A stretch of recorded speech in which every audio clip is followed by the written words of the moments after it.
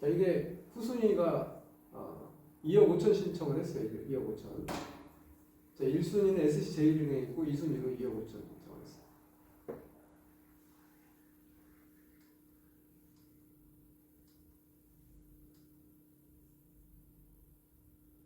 자, 여기 이 두 개, 여기도 보면은 주식회사 안전대부가 근저당 설정을 했죠. 2021년 11월 30일 2억 9,900만 원. 그리고 이걸 담보로 잡고 대출을 또 받았어요. 이렇게 2억 9,900만 원. 이게 유동하죠. 근저당권을 줄 건데. 근데 기간이 얼마나 차이 나요 지금? 11월 30일 날 대출 받고 12월 15일 날 대출 받고 질권 설정을 했어요. 그러면 여기서는 질권 대출 해줄 때 질권자 우선 배당 동의서가 들어간단 말이에요. 그리고 경매 신청할 때 경매가 안 들어갈 걸 대비해서 질권자 경매 신청 동의서, 경매 신청서까지 받고 들어가는 거예요. 그러면 앞으로 대부도 대출해주고 있구나 이렇게 생각하죠. 여러분이 투자할 때는 대부 근저당에 여러분 질권을 들어가게 되고 개인 근저당으로 들어가십니다.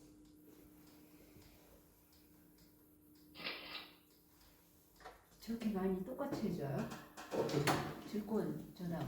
아니 그 근저당을 전체로 다 잡기만 하는 거예요. 자, 여기는 1억 5천 근저당을 여기서 1억 5천 잡고 대출만 9천만 원 해주고 질권은 그대로 다 잡는 거예요. 100%. 채권 최고액을. 그렇게 해주는 거예요? 네. 왜냐하면 채권 최고액만큼 배당을 받을 수가 있으니까. 좀 전에 얘기한 대로 15억 초과는 대출이 안 된다. 9억에서 15억까지는 20%밖에 안 된다. 9억까지는 40%, 9억 이하는 지금 윤석열 정부에 와서는 생애 최초의 주택 도입 자금은 70에서 담보 비율을 70으로 늘려주겠다고 하는데 소득이 다 돼야만 소득. 그 다음에 신용등급도 봐야 되고 DSR 내 총 대출 원리금 대비 소득이 얼마인지도 봐야 된다. 이거는 다음 주에 근로소득, 배당소득, 이자소득에 잠깐 다뤄보고 이것도 이제 LPL을 투자를 합니다. 이 수강생들이 이렇게 이게 막 감나무도 심고 막 여기 보면 써 있어요. 여기 뭐라고 써 있냐면은 이상준 교수님을 생각하면 감나무를 심자. 감나무가 있는 결과물을 보내줘요 이분이. 어떤 분은 뭐 상품권도 주고 뭐 저번 수강생에는 이렇게 내가 생일인지 어떻게 알았는데 생일날 굉장히 큰 케이크를 가져왔어요. 이렇게. 고맙다고. 여기 그 내용. 여러분들은 강의를 듣고 이거를 이해하실 수가 있지만 여러분이 설명하는 GPL은 다른 사람들이 이해를 못해요. 근데 저는 이 얘기를 하죠. 제가 현직 지점장이면서 7년 동안 이걸 하면서 원금 손실이나 피해가 있었으면 제가 지점장자를 유지가 안 했어요. 가만히 있겠어요 그 사람들이? 인사부서에 전화해서 그 사람 때문에 손해봤다고 그러면 내 돈 내놓으라고 하는 사람도 있고. 가끔 우리 수강생 중에 50억까지 들어온 분이 있었어요. 여자분이었는데 일산에 사시는데 내가 일산 동국대 캠퍼스에 강의가 가끔 있어서 가는데 그분이 식사를 하자고 해서 식사를 하는데 50억을 가지고 있다고 해서 제가 이제 지점장이니까 예금 유치를 해야 되잖아요. 그래서 그 예금 잠깐 저희 은행에 좀 넣어주시면 안 돼요. 그랬더니 그분이 하는 말씀이 제가 왜 거기다 넣어요? 귀찮게 이렇게. 그 말 한마디에 나는 말이라도 그렇게 하면 안 되는데 말이라도 그럼요 당연히 넣어드려야죠. 안 넣어줄 수도 있잖아요. 근데 그분이 이제 50억 한 2, 30억 투자를 했어요. 2, 30억 투자를 했는데 물건이 그렇게 투자하니까 직접 달라붙는단 말이에요. 중개업체가 수수료 2%만 주면 되고 투자하세요. 근데 이런 사건 사고를 모르지 그분은. 근데 하나가 상환이 됐어요. 상환. 근데 상환 수수료를 바로 안 주고 사용기간으로 줬나 봐. 자기 자녀에게도 받고 있는데 아침 8시에 전화 왔어요 저한테. 이 돈 안 받아주면은 인사보세 얘기해서 가만 안 두겠다고 그분. 그래서 그 중개업체에 빨리 돈 주라고 했어요. 그래서 돈 주고 그다음에 그 사람 번호를 차단해버렸어요. 근데 그분은 50억에 다 투자됐어요. 물건은 계속 들어와요. 그럼 나한테 주더라도 0.5에서 1%를 그 사람이 받을 수가 있단 말이에요. 100억이면은 물건을 나한테 넘겨주기만 해도 1억을 받을 수가 있어요. 중개업체로. 근데 그분 말 한마디 그 행동 하나로 그 사람은 다 날려버린 거죠. 어떻게 나한테 전화를 해서 인사보세 얘기하겠다고 해요. 그 수수료 안 받아요. 그 업체한테 전화해서 수수료 받을 생각을 해야지. 근데 그 사람 말을 들어보면 과거, 현재, 미래를 알 수 있고 그 사람 말은 그 사람 마음이고 머리에서 나온 얘기잖아요. 그 사람 생각하고 있는 거잖아요. 세상에서 가장 비싼 이자가 어떤 건지 알아요? 세상에서 가장 비싼 이자가? 도전이래요. 도전이라는. 도전은 10배, 20배, 30배, 100배를 우리한테 돌려줘요. 실패를 하더라도 새로운 걸 돌려줘요. 이자. 그 사람들이 이 시간에 여러분들은 대단하신 거예요. 이 시간에 뭐 공원도 놀러 가고 싶고 뭐 다른 데 가서 쇼핑도 하고 싶고 이러는데 여기 오셔서 이런 것들은 여러분 미래를 보장받기 위한 거잖아요. 그만큼 저는 여러분에게 해드려요. 여러분이 저를 믿고 그냥 따라오시면 돼요. 그리고 이해가 안 되는 부분들은 이런 부분 어떻게 해결할까 하면 같이 해결을 할 수 있다는 거죠. 저는 지금까지 7년 동안 강의하면서 모든 수강료에 식사비 술값을 제가 다 냈어요. 한 번도 걷어본 적이 없어요. 왜 그러냐면은 벌어서 뭐예요? 나눠서 쓰지. 제가 더 많이 버는데.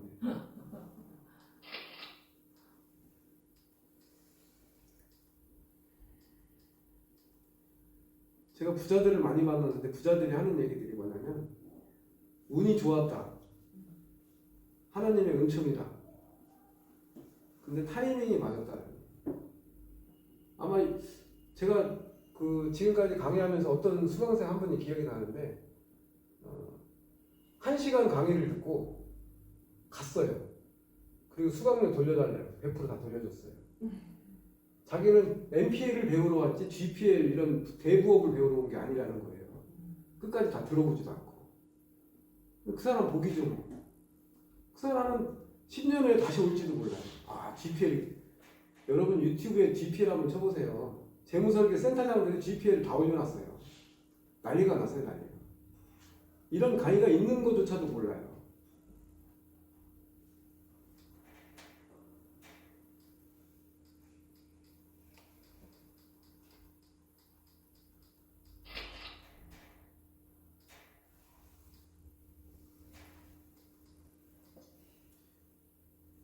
지금 퇴직 후에 많은 분들이 가장 많이 나가는 게 의료비예요. 의료비. 제가 의료비 때문에 노후 파산이 온다고 그러는데 연금 받아도 노후 의료비 때문에 돈이 다 나간대요. 제가 그저께 이제 세계 글로벌 봉사단 원래에 가서 갔는데 그분이 초등학교 선생님이었고 그분 남편은 교장 선생님이었어요.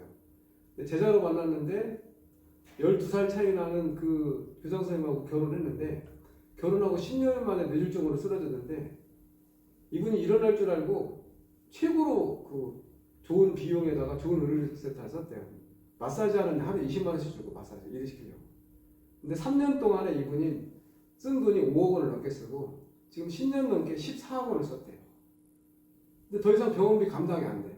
근데 집으로 오셨대요. 집으로 오셨는데 이번에 딸이 결혼한다고 사위를 내려왔는데 내가 아빠 병원비 때문에 다 쓰니라고 너 생활비를 결혼하는데 이렇게 도와줄 돈이 없다. 그래서 눈물을 흘렸다고 그러는데 의료비 때문에 이게 난리 나는 상황이거든요. 지금 노후가 이거 보통 문제가 있는 노후가 아닌 것 같아요. 지금. 그런 부분도 여기에 다 해결할 수가 있고 가족들이 한 명도 도와주질 않는다. 한 명도. 자기 친오빠이고 이런 거죠. 여기 보면은 안전성은 아까 이제 다시 한번 말씀드리면 약정금리 플러스 3% 때문에 후순위가 안전해요. 옛날에 17% 22% 받아갔는데 후순위가 또 1순위가 원금과 이자가 상환이 되니까 후순위가 안 되는 거고 서울 수도권 500세대 아파트 채무자가 직장을 다니거나 또 재산이 있어요. 소득이 있다. 수익은 20%니까 그리고 환금성은 여러분이 뺀 돈을 얼마든지 서로 지금 우리 수강생 중에 이 물건을 서로 가져가려고 하는 사람이 있어요. 자기들도 수수료 안 주려고. 그리고 1순위, 2순위 원리금 합치니까 87% 입찰해서 13% 시세 차익까지 되고 가지고 있으면 아파트 가격이 더 오르면 수익을 더 가질 수 있잖아.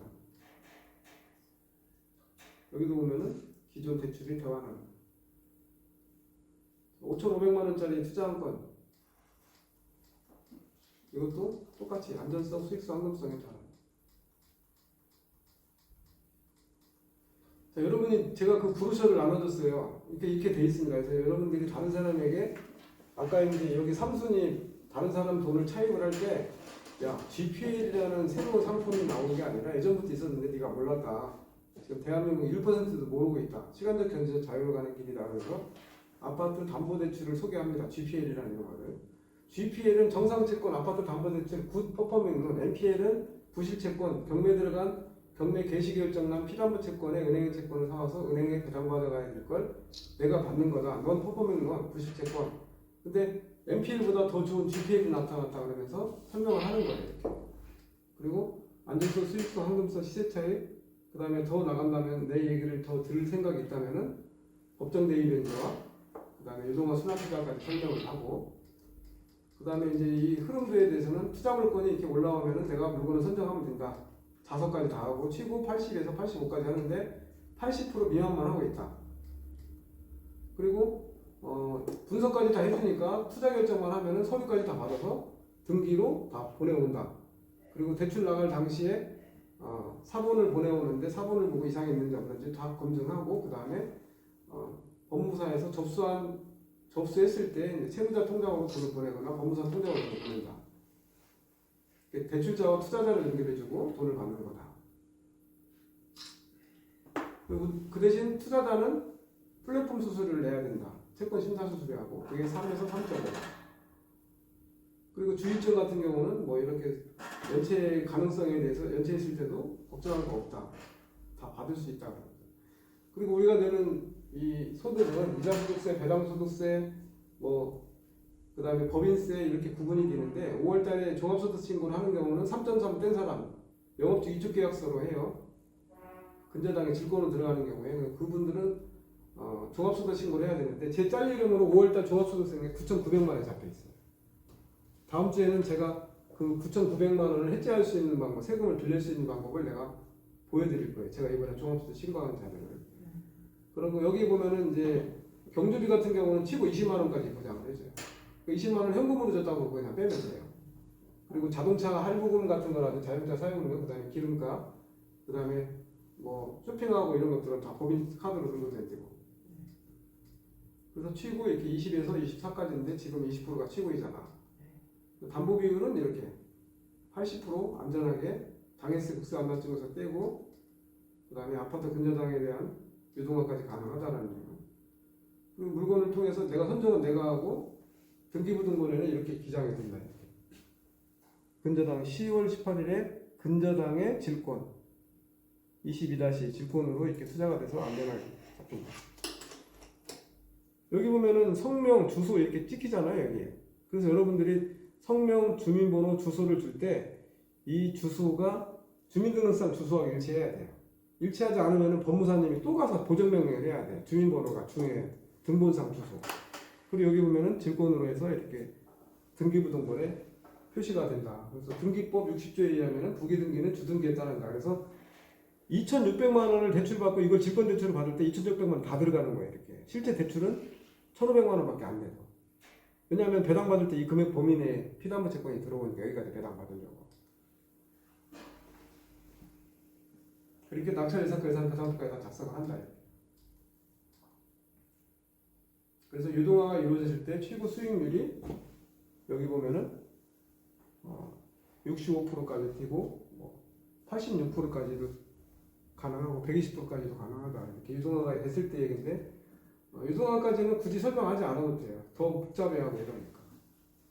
실제 유동화를 했을 때 수익률이 120%, 170%까지 가요. 수익률 올려놓은 거, 책자에 써 있는 것들. 이거는 이것도 책에 써 있는 거 사후관리 방법들도 다 써 있고.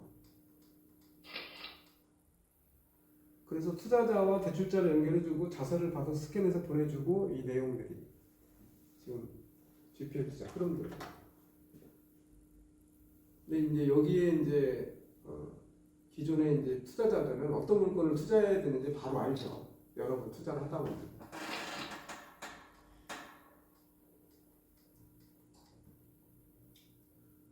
천안에 있는 아파트 대출이 나갔어요. 19.9%. 자, 연소득 3,500만 원이고 5천만 원 투자하면서 19.9, 82만 9천 원. 이 19.9라는 상품은 리드코프에서 19.9를 풀기 때문에 여기도 19.9로 한 거예요. 등기부등본, 그 다음에 이 덱 두 개를 봐. 자, 여러분 같이 투자하는 거 근저당에 여러분 질권으로 들어갔어요. 이 근저당을 질권은 투자하고 이 근저당 설정 계약서 질권 설정에서 원인 서류를 이 사람이 다 가지고 있어요. 투자자니까. 가끔 어느 데서는 근저당은 우리가 근저당했으니까 우리가 가지고 있고 다른 서류 이거하고 다 준대. 그것도 잘못된 거예요. 왜? 이 사람들은 투자한 게 아무것도 없어. 내 돈이야 다. 이거 두 개 다 내가 가지고 있어야죠. 그걸 고집부릴 일이 아니죠. 다 다른 데 다 하고 있는 거예요. 이렇게 대부 등록증, 그 다음에 대부 중개 등록증 다 냈어요. 이렇게 두 개. 저도 중개 수수료 받으려고. 사업자 등록증 세무서에서 바로 당일날 나왔어요. 그래서 금융거래 확인서를 떼보고, 자, 이분도 국세지방세 완납증명서를 받았어요. 자, 지방세 완납증명서 받고, 국세 완납증명서 받았고, 이 사람이 다른 재산이 있는지 받았어요. 다른 재산이 있는지 확인하고, 자, 채무자가 떼온 세류예요. 구주소, 신주소, 전치달랑이 다 받았어요. 자, 확정일자, 다른 사람이 전입돼 있고 확정일자 받은 게 없어요. 가족관계 증명은 여러 명이니까 내가 못 내도 다른 가족이 되겠구나 확인했어요. 자, 기본증명서 떼왔고 등본상에도 가족이 몇 명인지 확인했습니다. 초보는 연체가 됐을 때 이 주소를 등기부등본을 떼보면 다른 재산이 있는 경우 가압류하려고 초보까지 다 바르게 받았어요. 자, 본인이 뗀 인감증명서 떼왔습니다. 인감증명서 3통. 한 통은 채권서류에 보관하는 거 여기 보면은 이제 이 채권 서류가 이렇게 와요. 그러면은 질권 설정 계약서 돼 있고 간혹 대부 중개가 이렇게 스티커를 떼서 사본을 복사해 놓은 경우가 있어요. 이건 아무 의미가 없어요. 왜냐면 여기 1년 번호 보안카드 있으면 말소가 되거든요. 이거 다 떼서 붙여놓은 거예요. 나도 거기서 투자한 건데 이거 다 떼서 복사해 놓고 스티커만 붙여놓은 거예요. 이건 위험한 업체예요. 이게 왜 이러고 있어요, 이거를 자기들이 내 채권에다가. 만약에 이 사람이 돈을 갚는다고 그러면은 이 스티커를 제거하고 이 1년 번호라 이거 불러주면 말소가 되는 거예요. 근저당 맞을 것 말소. 이거 떼 있으면 안 되죠. 내 것까지도 이렇게 하는 여러분까지는 안 하겠어요, 다. 자, 설정 계약서, 등기부등본, 그 다음에 대출 잔해, 자필 서류, 그 다음에 인감 본인이 살고 있는 아파트, 질권 설정 계약서, 그 다음에 대출금 법정 대입변제 조건 변경 신청서 여기 보면은 대입변제 동의서 신청서가 있어요. 2순위일 때 1순위 대입변제 할 때. 그리고 대입변제 승낙서도 받아놓고 금융거래 확인서에 다른 채무가 있는지 확인해보고 대출이 과다한지 확인해보고 그 다음에 본인이 떼온 국세 완납증명서 지방세 완납증명서 채무자가 있고 담보제공자가 있을 수가 있어요. 담보제공자까지 다 받아야 돼요. 자, 이걸 서류를 다 떼우고 지방세 세목별 관리명은 구주소, 신주소 떼고 여기에 그 서류가 다 들어있어요. 등본, 초본, 인감증명서. 자, 이거를 내가 이렇게 가지고 있는 거예요. 그리고 이 사람이 돈을 갚는다면은 이걸 스티커 제거해서 말소할게. 근저당 말소, 전세권 말소 두 개. 이게 두 개예요. 질권, 근저당 설정 계약서, 질권 설정 계약서, 전세권 설정 계약서. 이걸 세 개를 찍어야 돼요. 하나만 찍고 산에 올라갔어. 난리 나죠. 왜냐하면 내 돈을 가지고 다른 데 거를 그 사람이 다른 데서 대출을 받아서 내 돈을 갚는 건데 당일날 근저당 말소, 질권 말소, 전세권 말소가 돼야 되잖아요. 그러니까 근저당 말소, 질권 말소, 전세권 말소 세 개가 있어야 돼요. 세 개 사진을 찍어놔야 돼 미리. 그래야 말소가 되는 거예요. 그게 다 똑같은 거 아니에요? 설정 계약서가 다 다르죠. 아니 그 사진 찍어놓는다는 게 네. 똑같은 건데 세 번을 찍으라는 거예요? 아니 근저당 설정 계약서 사진 하나, 질권 설정 계약서 사진 하나. 계약서 사진이요? 네. 그 다음에 전세권 설정 계약서. 우리가 근저당 설정, 전세권 설정을 하잖아요. 그러면 두 개가 있을 때는 두 개의 설정 계약서를 다 떼놔야 돼. 찍어놔야 돼. 네. 그리고 질권 있으면 질권 설정 계약서 세 개가 있단 말이에요. 그 권리증에 그 사진을 하나만 찍어도 되죠? 한 번만. 아니 다 찍어야죠. 그것도 세 번을 찍어요? 왜냐하면은 자 여기는 지금 질권 설정 계약서잖아요. 여기 질권 설정이라고 써 있어요. 이게 돼야 질권 말소가 된단 말이에요. 아 각각. 예. 네. 그다음 전세권은 전세권 설정이 또 있어요 이게.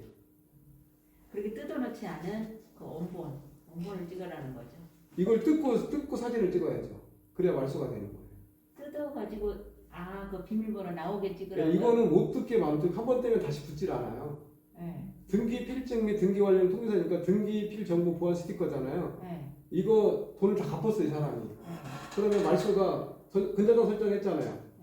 근저당 설정 계약서 이거 말소해야죠. 이거 사진 찍어 보내줘야죠. 그러니까 그거 뜯고 나서 그 비밀번호 그거를 사진 찍으라는 네, 거예요? 여기 일련번호하고 비밀번호. 네. 그럼 법무사님이 이걸 입력을 하면 말소가 되는 거예요. 그 각각 세 개를 다 찍어야 네, 돼요? 사진 세개 같이.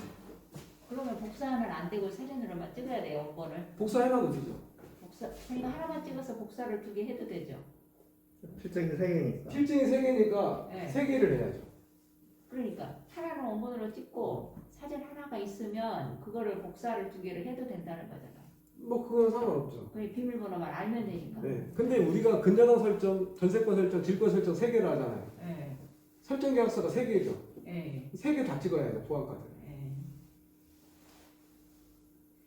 그래서 본인 소득 있는 거 확인하고, 자, 본인 찍었어요. 자, 여기서 오늘 굉장히 중요한 내용이 나옵니다, 지금. 자, 본인 자필 받았죠? 대부거래 표준, 내가 대부사업자니까 대부거래 표준 받았죠? 여러분이 개인이라면 소비대체 약정서를 받아야 돼요. 근데 대부 중개업체가 이것도 몰라가지고 개인 근저당 설정인데 대부거래 표준 약정서를 받았어. 경매 신청하려니까 새로 보정 명령이 났어요. 여러분이 중개를 하더라도 금융을 좀 아셔야 돼요. 개인은 소비대체 약정, 대부는 대부거래 표준 약정. 똑같은 말인데. 자, 본인 확인 받았어요. 본인 자필 받고. 그 다음에 확약서에 보면은 여기 보세요. 60일 이상 연체 시 기한에 상필돼서 연체자를 받겠다라는 거예요. 그 다음에 일주일 이상 연락 두절, 필요서류 미제출 시, 자살 이후 담보 전입시대에 변경되었을 때, 그 다음에 개인회생 파산 시정했을 때, 이런 내용이 있을 때 확약서에 기한을 상실된다는 통보를 했기 때문에 내가 여러분들에게 오늘 구기방에 올려드린 게 그거예요. 기한의 상실 및 부동산 임의 경매 통지서를 보낸 거예요, 거기에. 이 확약서에 의한. 자, 개인 신용정보 확인 동의서 받았고, 자, 그 다음에 질권 설정 계약서. 만약에 이 근저당을 담보 잡고 대출을 받을 경우에 질권 설정 계약서 받았으니까 내가 질권 대출 받아도 된다는 거예요. 자, 1순위 경매 들어갈 때 대의변제 동의를 하겠다는 대의변제 동의서, 임의대의 법정대의 써놨죠. 그 다음에 대의변제 추가협정서 받아놓고, 채권 양도 통지서. 내가 이 채권을 여러분 아까 환금성이라고 그랬잖아요. 환금성. 안전성, 수익성, 환금성일 때 환금성을 내가 얘기할 때 내 돈을 다른 데 팔고 채권을 팔고 내가 돈을 받고 싶다. 그럴 때 여기 써 있어요. 여기 채권 양도 통지서 이렇게. 다른 중개업체는 이게 없어요, 여러분들. 어설프게 다른 중개업체들 해서 했다가 여러분들 나중에 문제될 수가 있어요. 더 다 받아놨잖아요. 여기. 대의변제 쓸 때 조건변제 써서 받고, 자, 대출 나갈 때 또는 경매 신청할 때 전입시대에 있는지 확인하기 전입시대 확인 도장까지 받아놨어요. 자, 임대차 확인 동의서 받아놓고, 이 도장 찍는 거는 그냥 서명란에다가 여러분들이 그냥 도장만 찍으면 돼요. 만약에 여러분들이 대부 중개업을 하겠다, 자사를 받는다. 그리고 여기다가 이 도장이 빠졌어요. 혹시나. 괜찮아요. 이건 상관없어요. 자, 여기도 대출금 지급 위임장은 내 대출금을 가지고 농협 어디에 돈을 갚아라. 그렇게 위임장까지 써줬어요. 대출금 지급 위임장까지. 자, 금융거래 확인서에 보면은 내 대출 위에 다른 대출이 없고 대출금 잔액까지 표시가 돼 있어요. 이렇게 만기일까지. 그리고 원금과 이자가 상환되면은 원금과 이자 상환된다는 내용도 써 있고. 이 나중에 대출을 받아버리면 나중에 그 질권자 권리가 없어지는 거 아닌가요? 한전근담 보니까 우리보다 밀려요. 아, 밀리니까 네. 상관없어요. 유치권, 질권, 담보, 유치권, 질권, 저당권은 담보 밀리니까 상관없어요. 자, 건강보험 확인서 받았죠?